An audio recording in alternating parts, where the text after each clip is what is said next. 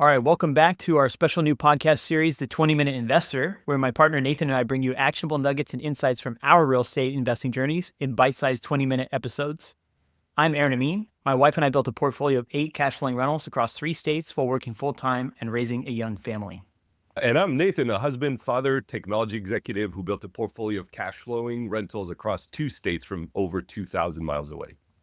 Together, we co-founded the Remote Real Estate Academy, where we coach investors on how to build their own portfolios of cash-flowing rentals from anywhere in the world. So every week, we're going to pull back on different topics that some of our members have maybe asked us, or things that we're working on that we think might be useful. And like I said, we're going to keep it to 20 minutes and under so we can respect everyone's time, including our own. So this past week, we did a bit of polling inside of our community to try and see what was on people's minds. Was it big picture strategy stuff? Was there some specific part of the investing process they were stuck on? And we got a couple good responses, one of which was a really kind of high level question that I think would be fun to spend some time on.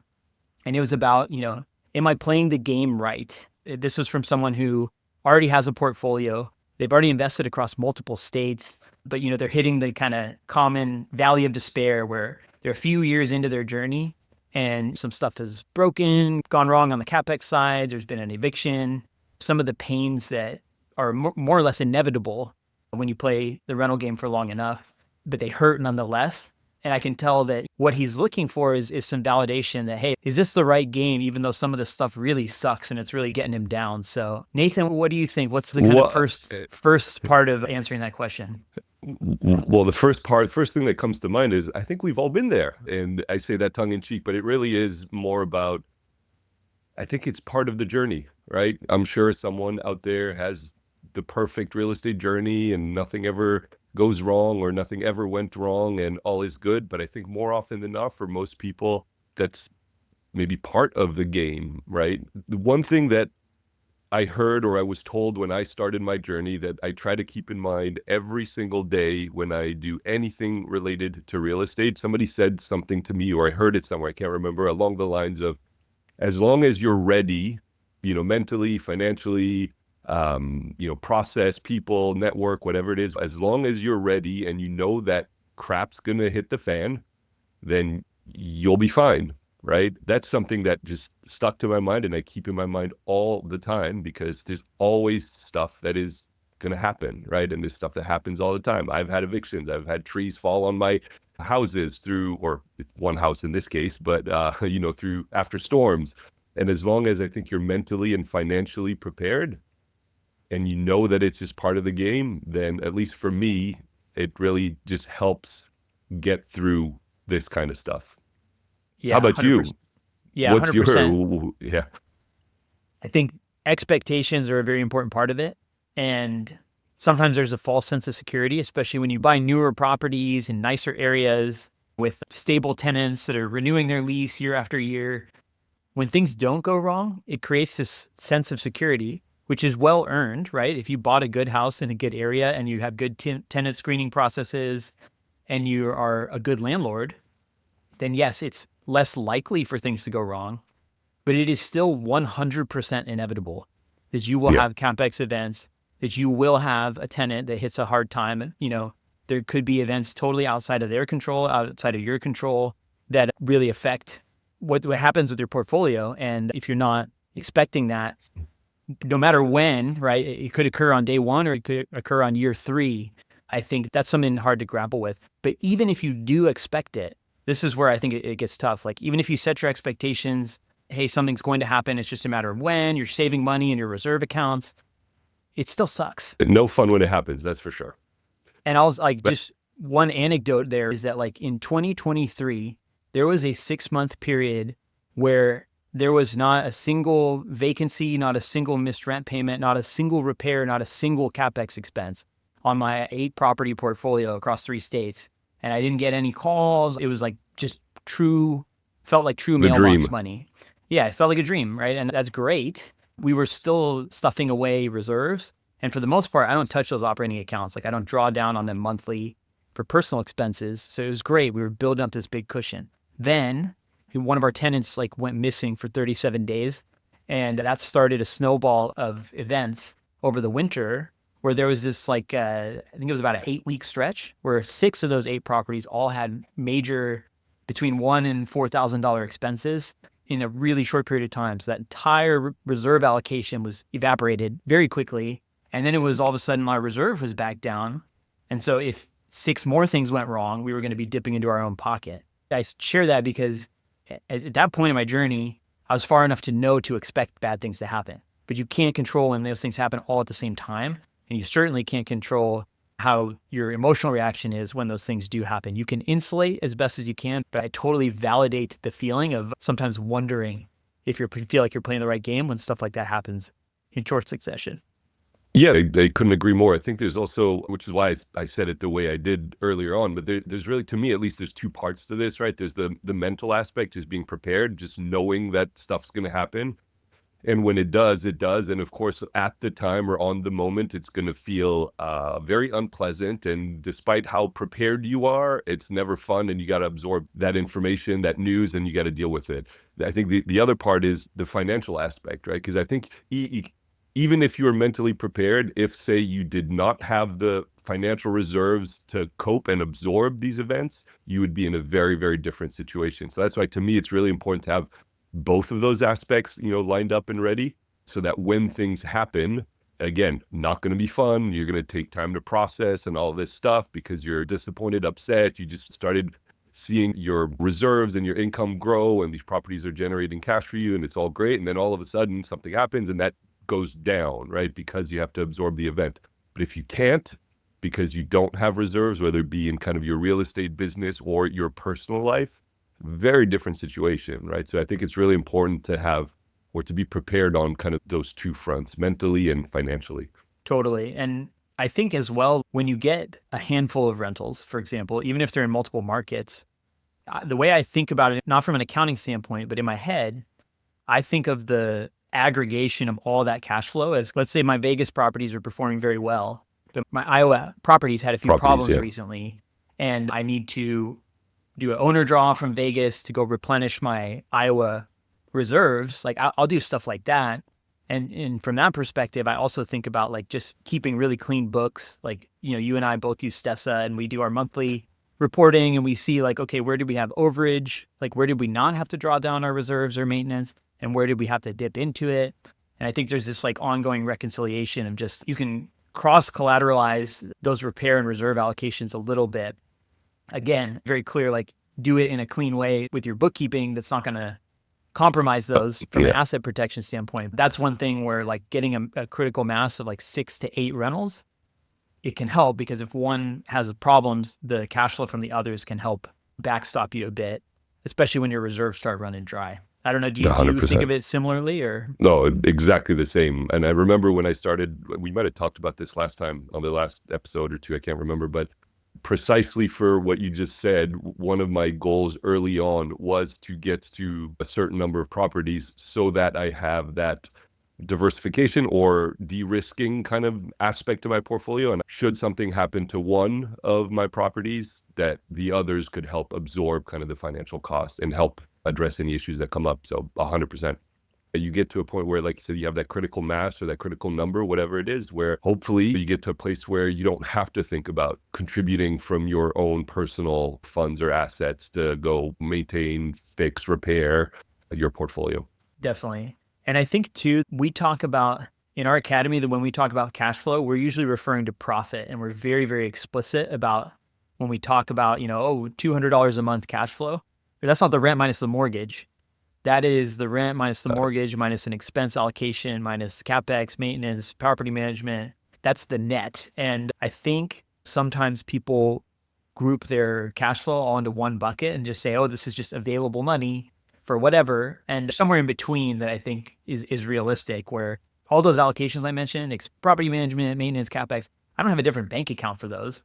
But what I do is in my head and on our tracker, like I do chop off a good percentage of the actual cash flow. I will not take an owner draw for any more than what I know is available above and beyond those allocations. So that's another topic, is the idea of like how you think of and account for profit.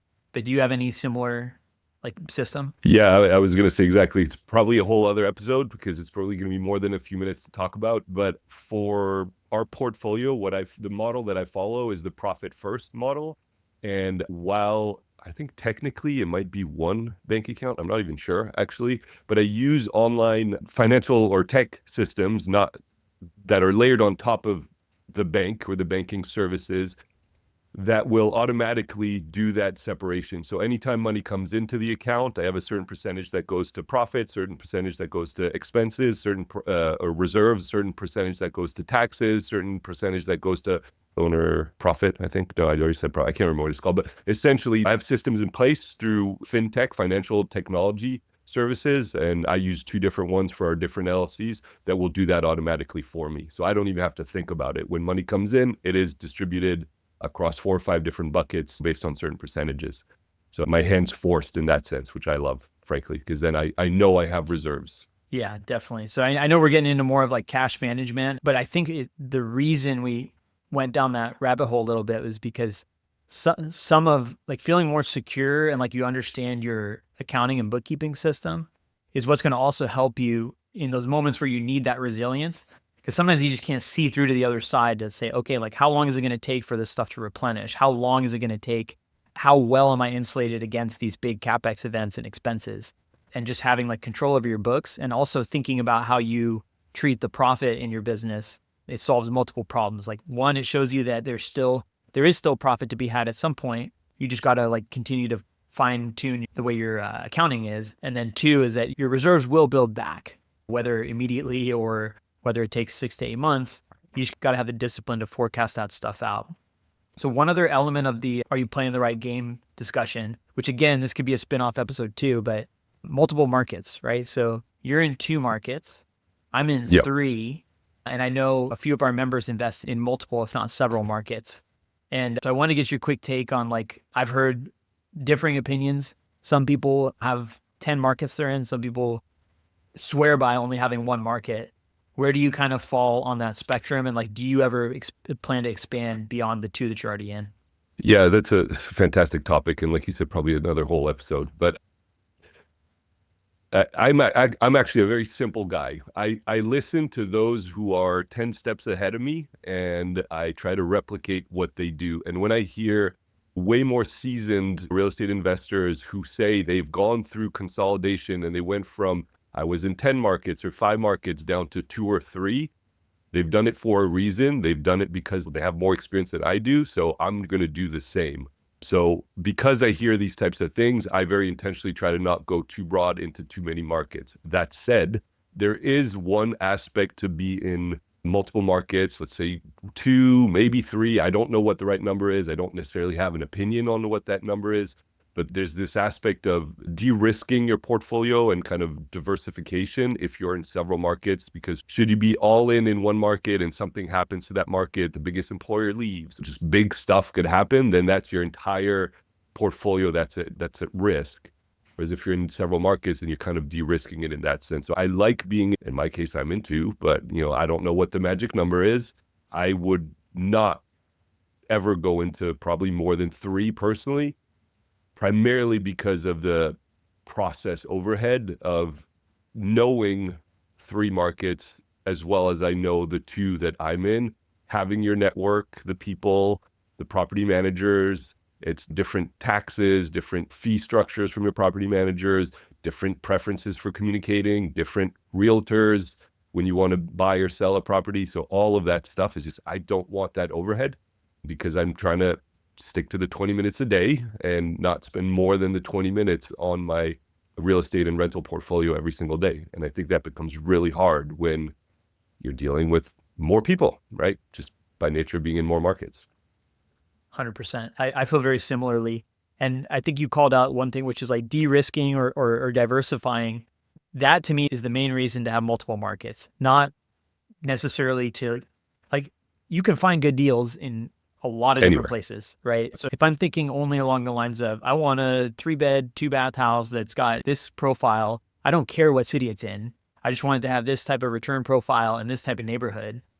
You could probably broaden and find quite a few deals by casting such a wide net. But like you said, you're going to have to build teams in each market. You're going to have oversight and management and understand. You're going to have to manage your manager. You have to understand the local regulations, understand all the different neighborhoods and areas so that you're buying a good deal or not. I think one interesting trap that a lot of long distance investors fall into, and I have fallen into myself, is like when you're from California or Washington or somewhere on the East Coast, it's super expensive. Like the Quad Cities, which is in Iowa where I invest, when I first saw that you could get a 3-bed, 2-bath house for $150,000, my jaw dropped. And I bought one and it penciled and it has made good money for us. We got it on cheap loans, so it's working for us. But what I didn't realize is that every local around there thought that that was, 20% higher than it should be. But all this out-of-state money starts flowing in, and it's that relativity and our inability to translate what is actually normal in a market that can really skew your sense of what's normal. And so that was another lesson I learned. But I treat my markets as like, I basically couldn't afford to invest in Vegas anymore. The prices had run up too far. Same thing in Washington. I couldn't afford to invest in Washington anymore. And those were big growth markets where the values were going up, and then they also drew back in 2022. And so Iowa, it was like Washington and Nevada were my growth stocks, and Iowa was my dividend stock. Slow and steady, doesn't have a bunch of volatility, and it's not going to like live or die by what's going on in some of the more growth-oriented markets. So yeah, I think multiple markets, that's one where you're right, there's no perfect number, but I do think like 2 to 3 gives you that diversification, and it's still manageable with our kind of 20-minute investor system. 100%. So, all right, we're just under the 20-minute mark, but I think that was a good discussion. I'm excited to share that with the member who asked about it. And I would love if anybody hears this and has any thoughts on the matter, reply in the video or tag one of us on socials. And we'd love to keep the conversation going. So on to the next one. Thanks, man. Thank you for making it to the end of today's episode. As you may know, podcasts are very difficult to grow organically. If you're getting value from today's episode, I'd deeply appreciate if you can take 30 seconds to leave my show a 5-star rating and review. This will go a long way to helping me reach more listeners just like you. Thank you so much in advance.